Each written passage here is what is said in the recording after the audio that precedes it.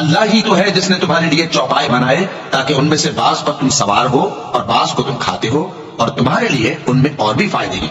اور اس لیے بھی کہ اگر کہیں جانے کی تمہارے دلوں میں خواہش ہو تو ان پر چڑھ کر وہاں پہنچ جاؤ، اور ان پر اور کشتیوں پر تم سوار ہوتے ہو، اور وہ تمہیں اپنی نشانیاں دکھاتا رہتا ہے، سو تم اللہ کی کن کن نشانیوں کو نہ مانو گے؟ کیا ان لوگوں نے زمین میں سیر نہیں کی تاکہ دیکھتے کہ جو لوگ ان سے پہلے تھے ان کا انجام کیسا ہوا؟ حالانکہ وہ ان سے کہیں زیادہ اور طاقتور اور زمین میں نشانات بنانے کے اعتبار سے بہت بڑھ کر تھے،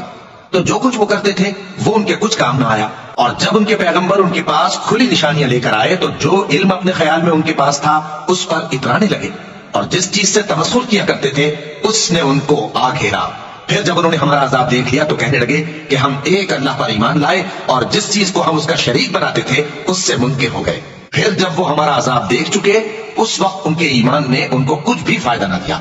یہ اللہ کی عادت ہے جو اس کے بندوں کے بارے میں چلی آتی ہے،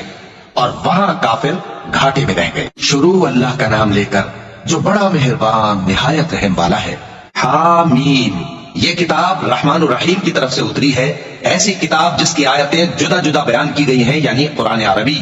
ان لوگوں کے لیے جو سمجھ رکھتے ہیں، جو بشارت بھی سناتا ہے اور خوف بھی دلاتا ہے، لیکن ان میں سے اکثر نے منہ پھیر لیا اور وہ سنتے ہی نہیں،